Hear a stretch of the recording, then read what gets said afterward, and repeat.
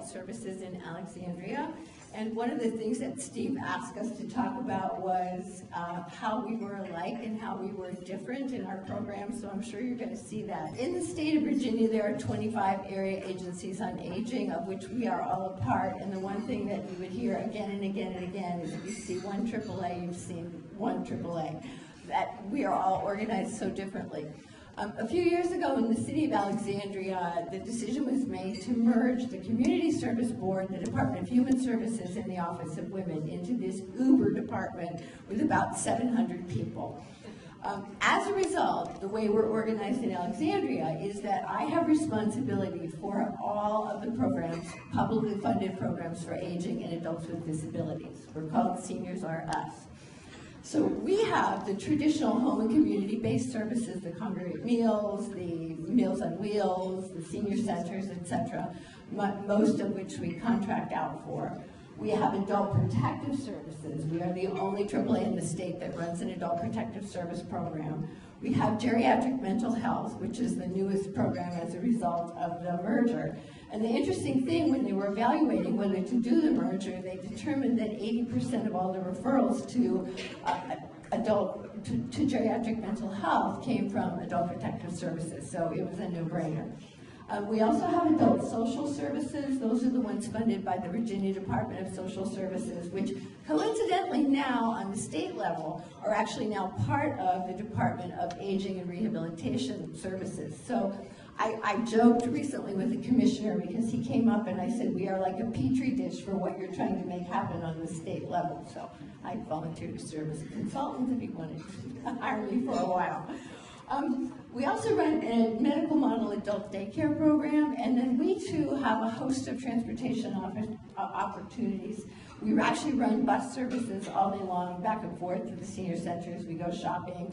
Alexandria is a very culturally diverse place, and so we've started grocery shopping to places where the international market, for example, have one high-rise where there's a huge Korean population. We felt it was really important to be able to have people be able to purchase food that was congruent with the country of their origin. But let me tell you a minute, one of the things that we've done recently, and we were not the first to do it, we actually copied because Arlington did one and Fairfax did one, but not to be left out of the game. The city of Alexandria decided we were going to do an aging strategic plan. Well, it took forever to get all the money in place, etc., but the focus was, it's a 5-year strategic plan to make Alexandria a livable community for all ages. And as we explained to people, a mother with a baby carriage and a dog walking across the street needs a lengthened walk light. It's not just seniors, it's somebody who's had a skiing accident and broken their leg. Well, to get this all started, we actually had a series of town hall meetings. We had 2 town hall meetings. We drew in 400 people. What was best for, well, first we fed them, so we were absolutely sure that that's why so many people came in. Whatever works, you know? But the one thing that was new to us, because a lot of our seniors are people who are frail and they're homebound, this was a group of people that looked like you and me. These were people who were, you know, middle-aged, boomers, etc. And the feedback that we got was positively enlightening. The one thing that struck all of us, and I'm sure probably strikes several people, like my coworkers here, colleagues here, people had no idea what it is that we did or what services were available. I mean, it was amazing. But we came out of this with 7 goals, but the #1 goal, it was housing, transportation, quality of life, community services, etc. The #1 goal was communication and outreach. First thing we did was create a position of coordinator for aging and disability services, which is Tara Chamberlain. I dragged her along with me today.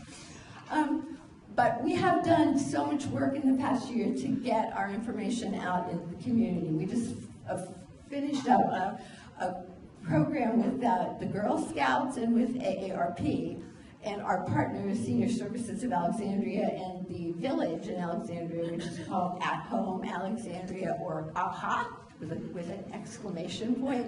But because we're a small geography, we work very closely with those community partners. We've set up senior corners in the libraries. We have done all sorts of every health fair. You want us to come somewhere, we'll be there, not a problem. Sandy mentioned, and Maimuna mentioned, the whole no wrong door concept. We feel that it's really important, and I think we have the advantage because we are in this Uber department. I mean, anything that you could possibly want in the way of human services is in one department. But for us to really be that for aging and disability services, I had 13 of our staff who are on intake become certified as certified information referral specialists in aging. Now, I brought the trainer on site, I brought the exam on site, I sent them home to study, and they're absolutely convinced that I paid them so that they would all pass, but indeed that is not true. We also have a very, very active commission on aging. That's a mandate in Virginia. It's a citizen advisory committee, and I have to tell you that we wouldn't have had half the things done that we had done if it were not for them, because they're residents and they're taxpayers, and we're government employees, and so we don't have access to the city council and city leaders in the way that they do. I mean, they just go right in and say this is what we're doing. And the strategic plan was it would not have happened honestly without the influence of them. Steve also asked if we would talk a little bit about what's unique with us. We just started an experienced worker program, and we're pretty excited about that. We had our first 2 employers actually call and say, do you have anybody who's a senior? And we're behind the scenes sort of cheering along. But what we find, again, part of the strategic plan and the outreach that we did, people are re-entering the workforce who thought they had retired. There's a couple really large apartment complexes, independent living in Alexandria, and a number of people from there, very high end. I mean, these are people that own their condos, but what they came to us and said was, our income is flat, our condo fees are going up, we're at a point where we can't afford to stay in our homes. So there's a huge number of people who are looking to re-enter the workforce. Shockingly, truly, I mean, I can't even begin to tell you. So the city has a job link program, and we set that program up within that. We made one single point of contact. I actually brought some flyers that are out there, so if you know of an Alexandria resident who wants to reinvent themselves or get back into the workplace. I think one of the challenges will be that the computer skills for some seniors are not what they need to have in the workplace today. So we're very aware of trying to up people's skill level in those areas.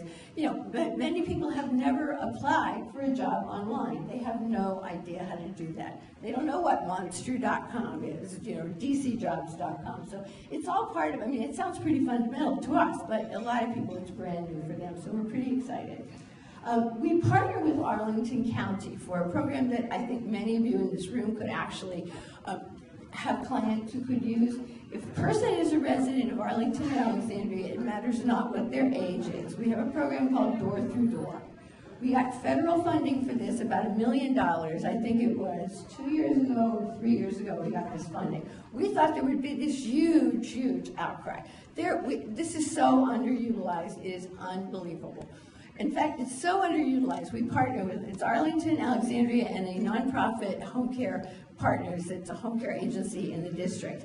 If anybody of any age needs a ride to a medical appointment, the only thing they have to do is pay for their transportation. The program provides free of charge at this point a home health aide or a certified nursing assistant that will go to their house, help them get ready, go to the doctor's appointment. If they want to sit through the appointment, they can. Take them home, get lunch, do whatever needs to be done, and at this point, that's free.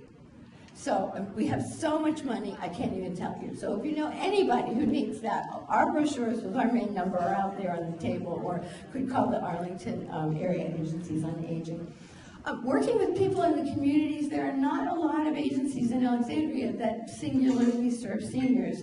But for those of you sitting in this room, it's just a kind of ironic time to be up here, because right now we have every single service that we have, the contract is in the process of being a request for proposal. So if you have any interest, I would suggest you go to alexandriava.gov, look under the purchasing department. We're looking to renew contracts for our Meals on Wheels operation, our food vendor for the congregate meals, operations of our senior centers, our personal emergency response system, and right now all of those contracts are due and they're out there in the public. So there's a way to register called eProcure. I can't tell you what it is, I'd have to go look at it myself, but to get registered, and that way your company gets a notification of any services that sound like that might be something that you might want to do.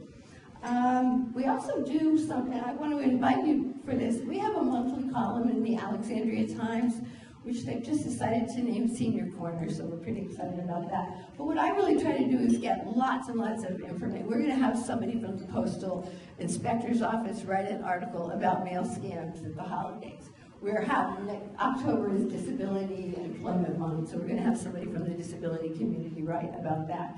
So and we had someone from Burke and Herbert Bank write an article this month. So if you have any interest, if you have a program, I mean, it's not meant to like advertise a program, it's really meant to deal directly with needs that seniors might have or things you'd be important. Please give us a call, our brochures are out there.